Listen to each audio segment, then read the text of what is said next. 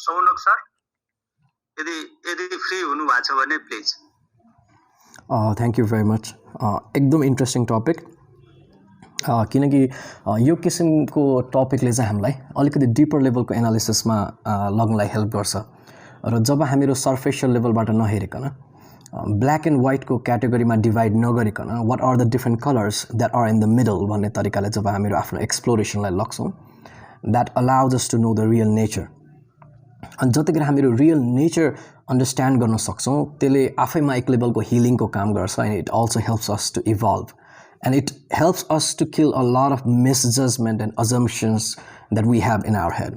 So alikati त्यही किसिमको एनालिसिसको सागरमा हामीहरू डाइभ हुने प्रयत्न जुन कन्भर्सेसनले गर्दा छ द्याट्स वन्डरफुल अनि let me also keep some of my perspectives on it and it's definitely a very interesting topic for me as well तीनटा खालको इगोलाई म यहाँनिर राख्न चाहन्छु अनि मेरो आफ्नै अन्डरस्ट्यान्डिङ र अब्जर्भेसनबाट निक्लिएको कन्सेप्ट हो the first one is the identification of self किनकि ego what is ego in itself हामी एउटा हो जब हामीहरू इगो भन्छौँ वरिपरिको मान्छेले इगोलाई कसरी बुझेको हुन्छ भने एरोगेन्स प्राइड त्यो देख्दाखेरि हामीले डिफाइन गर्ने इगो जुन देख्न साथ हामीले इगोइस्टिक पर्सन भन्ने किसिमको लेबल दिइरहेको हुन्छौँ अनि अर्को भनेको चाहिँ what is the underlining nature of ego अनि मेरो अन्डरस्ट्यान्डिङमा ego is in real sense the identification of I, the identification of self.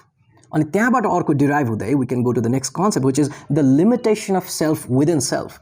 And if we see there is an spiritual masters ले पनि ego को against मा आफ्नो opinion किन राखिरहेका हुन्छन् अनि किन हामीहरू इगोइस्टिक सोसाइटीलाई डिसलाइक गरिरहेका हुन्छौँ अनि यसको advantage lot of things out there. So सटिकमा जानु पर्दा the first kind of ego in my observation is the ego on which we are identifying ourselves as me. So जबसम्म म छु र जबसम्म म हुँदाखेरि मैले आफूलाई मको रूपमा आइडेन्टिफाई गरिरहेको छु there is that I that is happening. Now I is existing but the question is if I'm identifying that I as I or not. र as long as I'm identifying myself as I'm captured in the trap of ego. Now I'm not saying ego is bad. I'm saying that is the first kind of ego. अनि यसलाई हामी अर्को तरिकाले कसरी हेर्न सक्छौँ कि एउटा हाम्रो सोशल कन्भर्सेसनको दौरानमा if somebody is not identifying themselves as आफूलाई बुस्ट नगरिकन आफूलाई बोस्ट नगरिकन समबडीले आफूलाई कम्युनिटीको रूपमा रिप्रेजेन्ट गरिरहेछन् भने हामीहरू भन्छौँ कि त्यो व्यक्तिले आफूमा इगो राखेन है भनेर भन्छौँ एउटा अर्को भनेको चाहिँ if we see a lot of spiritual people and this is also my understanding in terms of spirituality is when we are saying that we got go beyond ego मेरो आफ्नो अब्जर्भेसनमा छ we are also saying that do not always limit your self within your own physical limitation र जतिखेर तपाईँ आफ्नो physical लिमिटेसनबाट आफूलाई transcendent गर्न सक्नुहुन्छ and you do not identify your self as self at that moment you can somehow expand your own perception and you can be something else. And what is that something else? That is something more. What is that something more is when there is the non-existence of you yourself, you can find yourself in a lot of other things. Now, practically, I haven't done it. But this is what it is. Jab ego ko elimination, so when there is the death of ego, two things are going to happen. First, either you're going to be completely miserable person because it is going to be so difficult for you to survive within yourself. The death of ego is a painful experience because you don't have you now.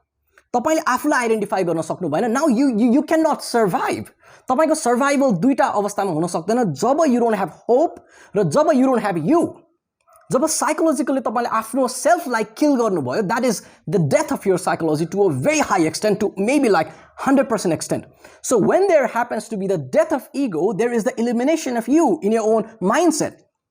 And the second thing that can happen when there is the elimination of ego is the second thing is you transcendent.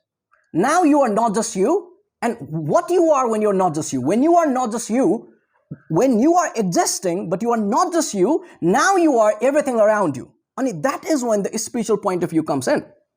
Because spiritual point of view, mere understanding is, a little bit of empathy and the heightened version of empathy. Empathy in a sense, being able to experience somebody else's emotion.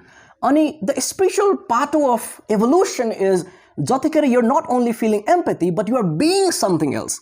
So the first idea of ego mere observation is the identification of self, the limitation of me within myself. And यसको essence is since I'm identifying myself as me, I want to survive. Why do I want to survive? Because I love myself. Why do I love myself? Because I identify myself as me, and therefore I give so much priority to myself. The first kind of ego. अब यो ego कोमा हुन्छ त almost everybody. तर कसैमा high, कसैमा less, of course पनि हुन्छ. The second kind of ego is जतिखेर अब पहिलेकोसँग कनेक्टेड हो है सबै कुरा फेरि तर पनि मैले क्याटेगोरी डिफरेन्ट गराइदिए even though they are very similar. The second is when you have increased level of limitedness within self. जब आफूसँगको लिमिटेसनलाई तपाईले एकदमै बढाइदिनु भयो जब there is me and me, you're singing that me song. So at that moment of time you have this increased sense of ego. अनि त्यतिखेर त्यो बिहेभियरलाई जब हामीहरु वरिपरिको मान्छेले notice गर्छौं हामी भन्छौं कि यो व्यक्ति कस्तो इगोइस्टिक भनिकन.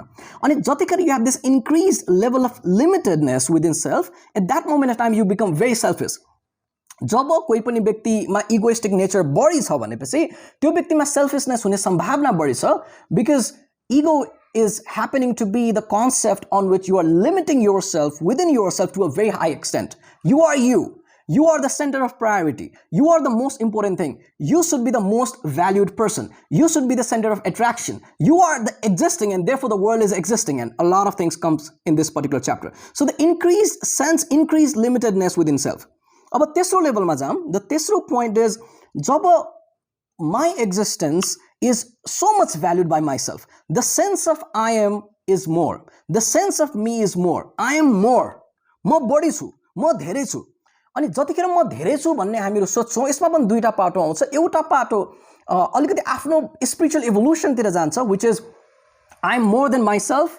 And I mean the question is who are you when you're more than yourself? To what extent are you talking about you're more than yourself? I mean I don't know the limitation, but it goes on and on and on to personal expansion ko yatra bhayo. Not personal development, but it goes into the chapter of spirituality. And ego is very much connected with the spiritual pathway. Tele garda ni मैले यहाँ add up गरिराको त्यो टर्मलाई.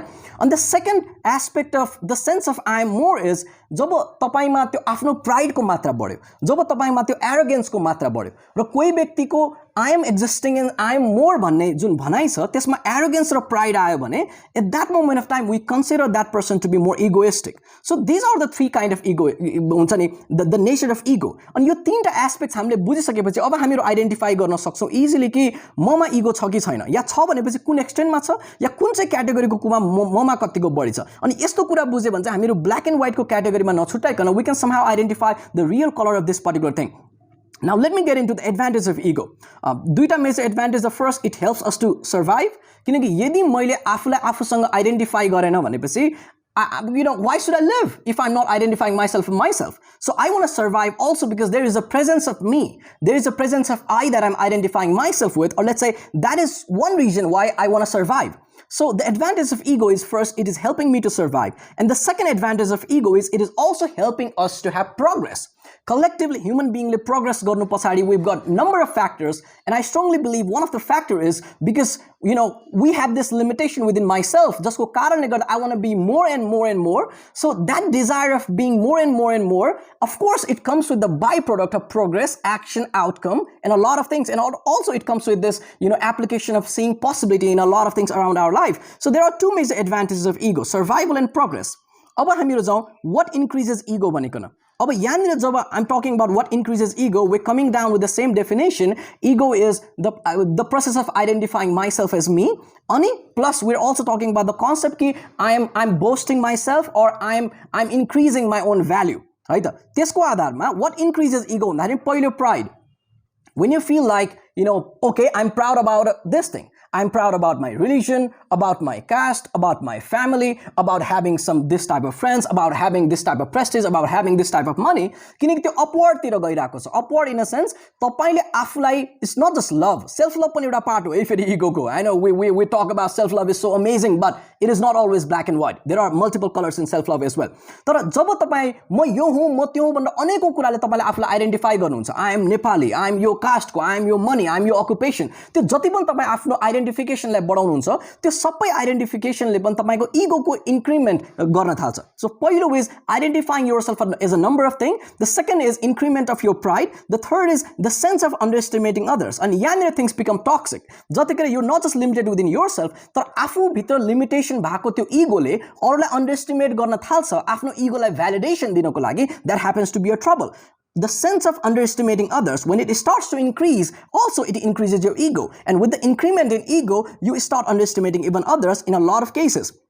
The next reason why ego increases is when we create boundary within around ourselves. जब हामीहरुमा त्यो rigidity हुन्छ, that also plays a role to increase the level of our ego. The next aspect that increases our ego is of course success. The next one, and success not necessarily always increases our ego. Job success ले arrogance र pride लाई दिन्छ, तब ego can increase. The next one is addition of arrogance. यो point मा हामीहरु आइन सक्यो. So these are the things that increases our ego. Now let's get into the next one.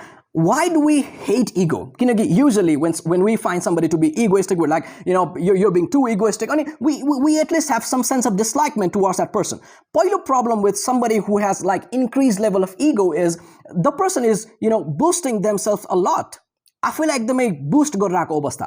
अनि त्यो कुरा हामीलाई किन गाह्रो लाग्छ त? Why? If somebody is talking about themselves a lot, why it is difficult for us to listen that? किनकि जब आफ्नो बारेमा कोही व्यक्तिले एकदम कुरा गर्छ भनेपछि we feel like we are being devalued. We feel like, we are not being recognized. We feel like we are not being perceived. अनि त्यो आफ्नो ego हामीलाई प्यारो भएको कारणले गर्दा अरु व्यक्तिले आफ्नो धेरै फुर्ती लगाएको हामीलाई गाह्रो हुन्छ. The problem we have is not with their ego, but the problem is happening because of the presence of our own ego. अरु व्यक्तिले आफ्नो फुर्ती लाउँदा हामीलाई ट्रबल हुनुको एउटा कारण is कुनै न कुनै रूपमा अरु कुराको भ्याल्यु नहुनु या कुनै न कुनै रूपमा तपाईको भ्याल्यु नहुनु भने सबकन्शियसली त्यो पर्सिभ गर्यो भनेपछि पनि that happens to be difficulty. पहिलो दोस्रो कारण why we hate ego is किनकि when other people are not seeing value of other thing, that also creates some kind of difficulty in our own perception, and we stop disliking that person or that society because we're like that person or thing is not seeing other things which are so significant. किनकि जब तपाई आफैमा limited हुनुहुन्छ, you don't see other things. So that is why we hate ego. The last chapter from my side is हामी ईगोलाई कसरी balance गर्ने भन्ने कुरा पक्कै पनि. पहिलो कुरा अब ईगो गुड हो कि ब्याड हो भन्ने कुरातिर I'm not really going into that chapter because instead of dividing into good and bad, it is more about understanding the nature, and then we can understand कुन चाहिँ कुरा कतिसम्म भयो भने ब्याड, कुन चाहिँ कुरा कतिसम्म भयो भने गुड भनिकन. But however, balancing ईगोमा पहिलो is this is a wonderful concept that was given to me by my wife, and she always did this, especially on the initial stage when we met. She called it ego massage, and she usually insulted me. अनि कहिले काहीँ 4-5 जना बसिरहेकोलाई she used to insult me because she was like, you've received a lot of appreciation, I gotta insult you, especially when there are 4-5 people around you. And I was like, why would you do that? And I used to get so angry किनकि त्यो ईगोलाई गाह्रो भइदियो नि त. अनि तपाईको ego massage गर्न is so easy. As for example, यहाँ मेरो कुनै पनि गेस्ट स्पिकर जसले बोल्नु भएको छ मभन्दा अगाडि, मैले उहाँले भन्नु भएको कुरा यो गलत भयो भनिकन प्याच भन्दियो भनेपछि there's going to be ego massage. Your ego is going to be difficult for your ego to handle your own position. You're not going to like it. त्यो पानी भएको मासासरी छटपटिन्छ ego. So the first technique is ego massage. जतिखेर you also have to be willing to make yourself vulnerable and massage your ego and shake your ego and insult yourself a little bit so that your ego can be somehow balanced. पहिलो technique, and it is painful technique. किनकि ego लाई balance गर्नु, it might not be easy until you are adopting this point, which is self-awareness. यदि self-awareness ले गर्दा तपाईं आफ्नो ego लाई manage गर्ने भने things can be easy because self-awareness is, it can be difficult, but self-awareness ले तपाईंले आफैलाई evaluate गर्दै आफैलाई change गर्न सक्नुहुन्छ, तर अरु process could be difficult. पहिलो self-awareness, all right. Second, ego massage, which is definitely painful. The third one would be depreciation of personal value. आफ्नो value लाई आफैले नै घटाउने. यस्तो सेन्समा कि तपाईको सेल्फ स्टीम नघटोस्, तर अलिअलि घट्दा पनि फरक पर्दैन किनकि सेल्फ स्टीम पनि कुनै न कुनै रूपमा ईगोबाट आउने बाइ प्रोडक्ट पनि हो.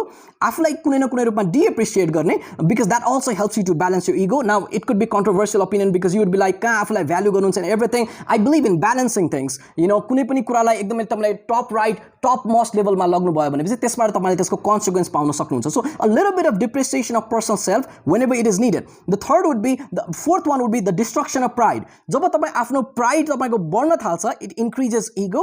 तर जतिखेर you take yourself in the process of destruction of pride, that also helps you to free yourself from ego. Now the last question is के अहिले मैले जुन 4 point share गरे, पहिलो self awareness, which is of course मस्तिष्क under point. Second, ego massage. Third, depreciation of personal value. The fourth one is destruction of pride. Are these points necessary? And I would be like, all right, it could be necessary, it might not be necessary. But the main thing is मैले यो गर्नुस् भनिकन मैले suggest गरे पनि होइन. My suggestion is these are the things that helps us to to decrease the level of ego, especially when it has really increased. So this has been the concept of what I'm really share. Last point ma, this is what helps us to reduce it. I'm not really recommending anybody to do it, but however, in my own personal case, I like to do these things. And especially when I see some of the people around me who are having this unhealthy behavior because of increased sense of self, increased level of ego, I like to take them through some of these processes because it makes them feel bad on the short term, but it helps them on the long term. With that note, thank you for listening. This is one of the person who is speaking, and the person is self, me. And since I'm identifying myself as me, I've got a lot of ego within myself. Thank you for listening.